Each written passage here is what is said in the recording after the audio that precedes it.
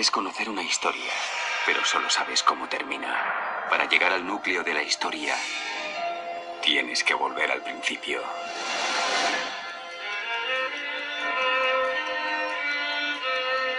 Europa estaba siendo azotada por una terrible epidemia de peste negra y por miles de asesinatos por la llamada Santa Inquisición, y con las cruzadas casi llegando a su fin aconteció el enfrentamiento del aquel entonces rey Felipe IV el Hermoso y el Papa Bonifacio VIII, cada uno pretendiendo afirmar la primacía absoluta de su poder. Se resolvió con la derrota papal y el establecimiento de los papas en Aviñón desde el 1309, bajo el estrecho control del rey de Francia y los cardenales franceses, lo que acabó por desencadenar el cisma de Occidente entre el 1378 y el 1418, cuando el catolicismo se volvió a fragmentar durante 40 años, cuando dos obispos, y a partir de 1410 incluso tres, se disputaron la autoridad pontificia, algo común en la época, donde todos querían el poder que movía reyes y reinos a su antojo, y Francia empezaba a molestar al chollo papal. Felipe IV quería ser quien eligiese al alto clero de su país, y pretendía además llevar a sus arcas los tributos generados en sus tierras que se desviaban a los estados pontificios. Poco después moriría Bonifacio VIII y el rey impondría un papa francés, Clemente V. Este trasladó la sede de Roma a Aviñón. Así, el papado pasó a estar desde aquel momento bajo la órbita del Reino de Francia, por lo que la Iglesia Romana Vaticana le interesaba un vencedor de la Guerra de los 100 años, Inglaterra.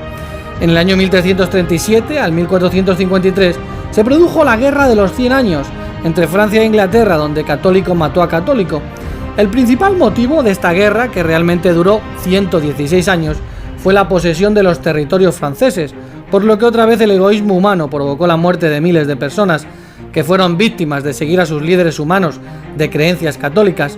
Curiosamente, cada rey era coronado por la propia Iglesia Católica, que enseñaba que los reyes eran coronados directamente por Dios. La Iglesia Católica apoyaba al que más le interesaba y jamás intentó que sus miembros pusiesen en primer lugar el mandato de Jesús de amarse los unos a los otros. De quien ganara o perdiera dependía no solo el futuro de Francia, sino en buena parte del destino del catolicismo. Casi todos los combates habían tenido lugar en Francia y el empleo por parte del ejército inglés de unas destructivas tácticas de tierra quemada había devastado la economía gala. Antes de la aparición de Juana de Arco, los ingleses casi habían logrado su objetivo de una monarquía dual bajo el control inglés, y el ejército francés no había logrado ninguna victoria importante en lo que dura una generación. En palabras de una historiadora, el reino de Francia ni siquiera era una sombra de lo que había sido en el siglo XVIII. Mientras su país estaba en plena guerra, Juana de Arco comenzó a experimentar una serie de sucesos que calificó como divinos. Con tan solo 13 años, la joven Juana aseguró haber visto a Miguel el Arcángel, Santa Catalina y Santa Margarita. Años más tarde fue Dios el que la encomendó otra misión: ayudar a Francia a recuperar el trono.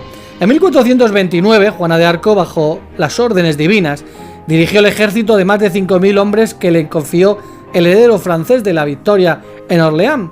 Este hecho permitió que Carlos VII fuera coronado de manera simbólica como rey de Francia en Reims.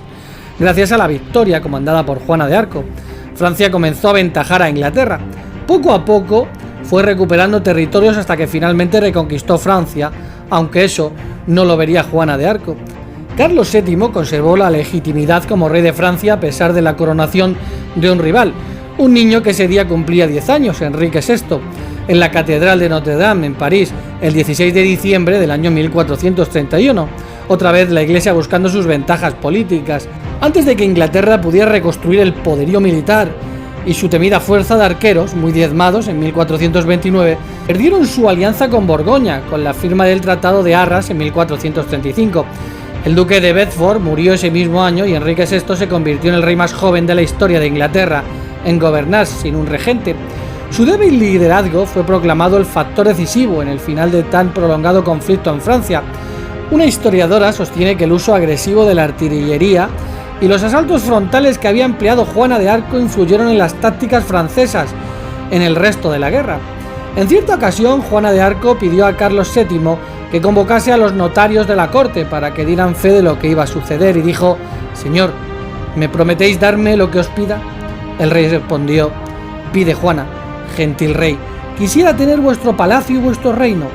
El rey, comprometido por haberle dicho que sí, respondió: «Juana, os doy mi reino». Y entonces Juana de Arco, que en ese momento era la reina de Francia, dirigiéndose a los notarios dijo: anotad, el rey Carlos VII dona su reino a Juana. Juana dona a su vez Francia a Jesucristo. Poco después cambió su voz y dirigiéndose a todos los presentes dijo: señores, ahora es el mismo Jesucristo quien habla. Yo, Señor eterno, se lo doy al rey Carlos. Juana de Arco se había convertido en un gran problema para la Iglesia Católica. Juana de Arco se había convertido en un gran escollo para sus intereses y ahora era un emblema nacional, por lo que el 23 de mayo de 1430 fue capturada por la fracción borgoñesa, un grupo de nobles franceses aliados con los ingleses. Fue después entregada a los ingleses y procesada por el obispo Pierre Cauchon por varias acusaciones. El juicio por herejía al que fue sometida Juana de Arco tuvo motivaciones políticas. El tribunal estaba compuesto enteramente por clérigos proingleses y borgoñeses y supervisado por comandantes ingleses, incluidos el duque de Beaufort y el conde de Warwick. Declarada culpable, el duque Juan de Beaufort la quemó en la hoguera en Rouen el 30 de mayo de 1431, cuando tenía alrededor de 19 años de edad. La Guerra de los 100 años duró otros 22 años más después de la ejecución de Juana. En 1456, un tribunal inquisidor autorizado por el Papa Calixto III examinó su juicio, anuló los cargos en su contra y la declaró inocente y la nombró mártir.